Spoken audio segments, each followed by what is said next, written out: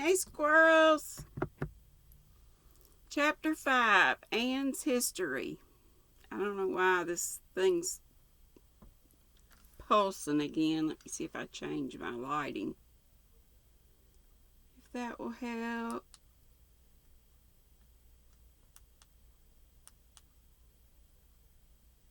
That any better?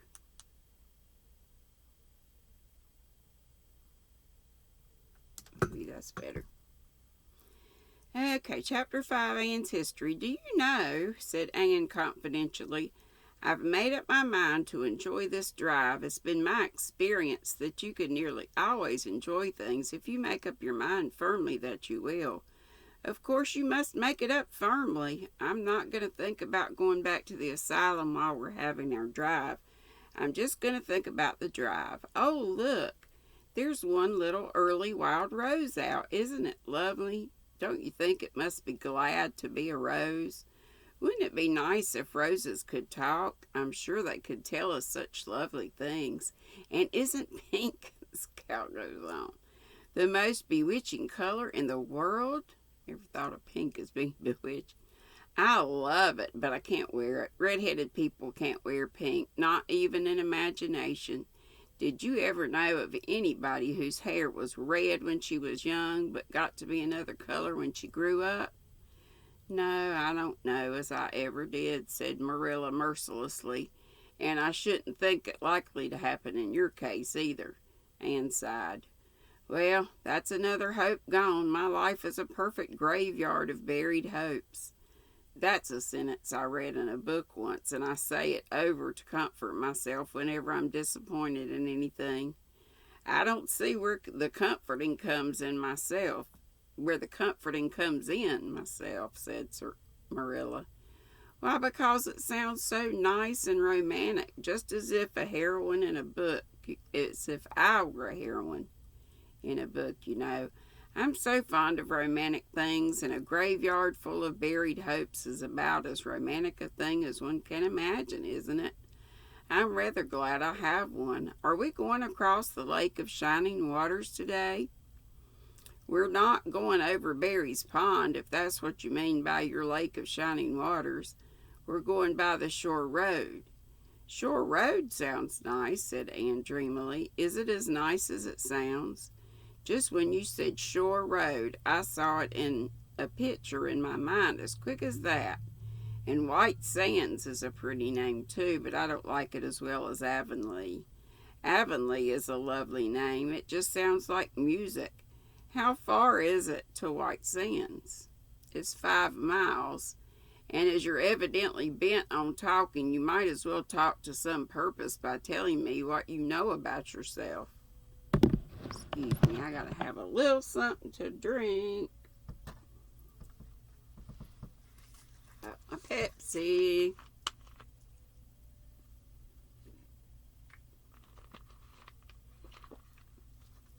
Made such a mess in here looking for blue yarn that I have got to get in here and do some tidying. Oh, what I know about myself isn't really worth telling, said Anne eagerly. If you'll only let me tell you what I imagine about myself, you'll find it. You'll think it ever so much more interesting. No, I don't want any of your imaginings. Just you stick to bald facts. Begin at the beginning. Where were you born and how old are you? I was 11 last March, said Anne, resigning herself to bald facts with a little sigh. And I was born in Bolingbroke, Nova Scotia. My father's name was Walter Shirley, and he was a teacher in the Bolingbroke High School.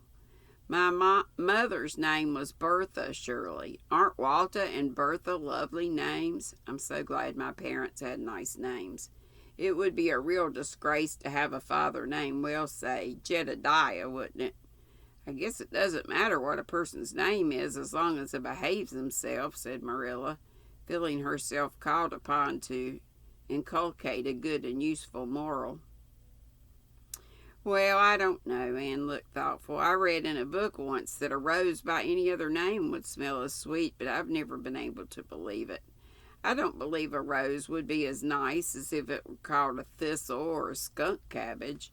I suppose my father could have been a good man even if he had been called Jedediah, but I'm sure it would have been a cross. A cross to bear, I guess. Well, my mother was a teacher in the high school too, but when she married father, she gave up teaching, of course. A husband was enough responsibility. Mrs. Thomas said they were a pair of babies and as poor as church mice. They went to live in a teeny-weeny little house in Bolingbroke. I've never seen that house, but I've imagined it thousands of times. I think it must have had honeysuckle over the parlor window, and lilacs in the front yard, and lilies of the valley just inside the gate. Lilies of the valley are my favorites. They're so pretty. Yes, and muslin curtains in all the windows. Muslin curtains give a house such an air. I was born in that house. Mrs. Thomas said I was the homeliest baby she ever saw. I was so scrawny and tiny and nothing but eyes. But that mother thought I was perfectly beautiful. I should think a mother would be a better judge than a poor woman who came in to scrub, wouldn't you? I'm glad she was satisfied with me anyhow. I would feel so sad if I thought I was a disappointment to her because she didn't live very long after that, you see. She died of fever when I was just 3 months old. I do wish she'd lived long enough for me to remember calling her mother. I think it would be so sweet to say mother, don't you? And father died 4 days afterwards from fever too. That left me an orphan, and folks were at their wits' end, so Mrs. Thomas said what to do with me. You see, nobody wanted me even then. It seems to be my fate. Father and mother had both come from places far away, and it was well known they hadn't any relatives living. Finally, Mrs. Thomas said she'd take me, though she was poor and had a drunken husband. She brought me up by hand. Do you know if there's anything in being brought up by hand that ought to make people who are brought up that way better than other people? Because whenever I was naughty, Mrs. Thomas would ask me how I could be such a bad girl when she had brought me up by hand, reproachful like. Mr. and Mrs. Thomas moved away from Bolingbroke to Marysville, and I lived with them until I was 8 years old. I helped look after the Thomas children. There were 4 of them younger than me, and I can tell you they took a lot of looking after. Then Mr. Thomas was killed falling under a train, and his mother offered to take Mrs. Thomas and the children, but she didn't want me. Mrs. Thomas was at her wits' end, so she said what to do with me. Then Mrs. Hammond from up the river came down and said she'd take me, seeing I was handy with children, and I went up the river to live with her in a little clearing among the stumps. It was a very lonesome place. I'm sure I could never have imagined there if I hadn't had it. I never could have lived there if I hadn't had an imagination. Mr. Hammond worked a little sawmill up there, and Mrs. Hammond had 8 children. She had twins 3 times. I like babies in moderation, but twins 3 times in succession is too much. I told Mrs. Hammond so firmly. When the last pair came, I used to get so dreadfully tired carrying them about. I lived upriver with Mrs. Hammond over 2 years, and then Mr. Hammond died, and Mrs. Hammond broke up housekeeping. She divided her children among her relatives and went to the States. I had to go to the asylum at Hopeton because nobody would take me. They didn't want me at the asylum either. They said they were overcrowded as it was, but they had to take me, and I was there 4 months until Mrs. Spencer came. Anne finished up with another sigh of relief this time. Evidently, she did not like talking about her experiences in a world that had not wanted her. "Did you ever go to school?" demanded Marilla, turning the sorrel mare down the shore road. "Not a great deal. I went a little last year. Last year I stayed with Mrs. Thomas. When I went upriver, we were so far from a school that I couldn't walk it in winter, and there was a vacation in summer, so I could only go in the spring and fall. But of course, I went while I was at the asylum. I can pre- I can read pretty well, and I know ever so many pieces of poetry off by heart.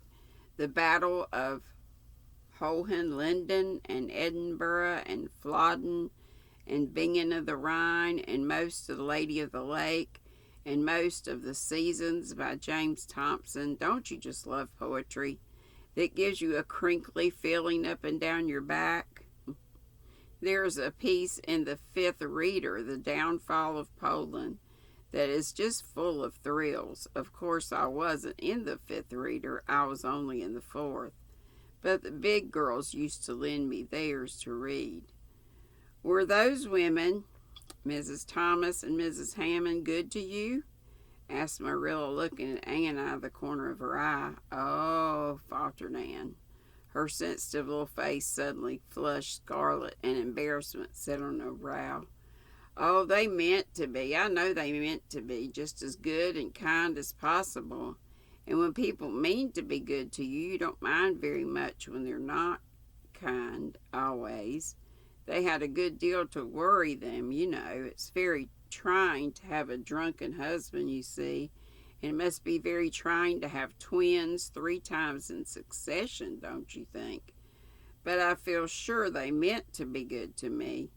Marilla asked no more questions. Anne gave herself up to a silent rapture over the shore road, and Marilla guided the sorrel abstractly while she pondered deeply. Pity was suddenly stirring in her heart for the child. What a starved, unloved life she had had, a life of drudgery and poverty and neglect. For Marilla was shrewd enough to read between the lines of Anne's history and divine the truth. No wonder she had been so delighted at the prospect of a real home. It was a pity she would have to be sent back. What if Marilla, should indulge Matthew's unaccountable whim and let her stay? He was set on it, and the child seemed a nice, teachable little thing.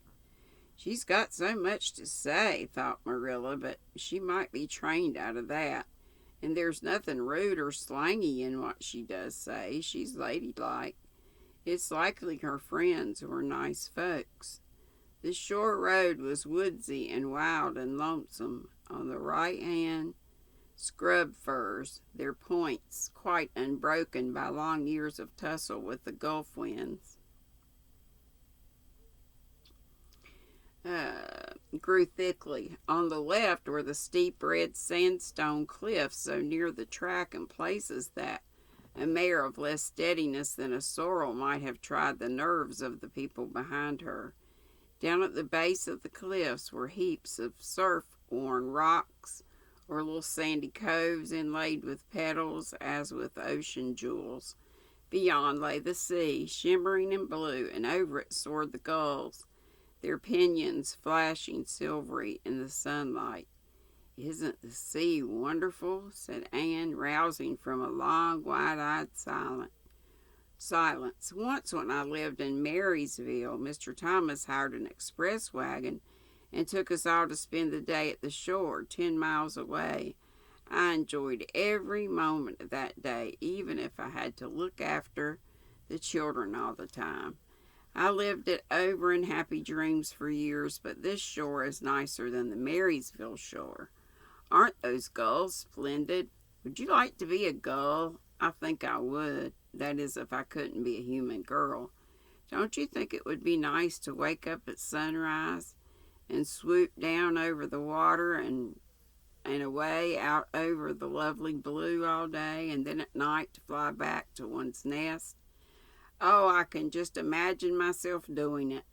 What big house is that just ahead of us, please? That's the White Sands Hotel. Mr. Kirk runs it, but the season hasn't begun yet. There are heaps of Americans come there for the summer. They think this shore is just about right.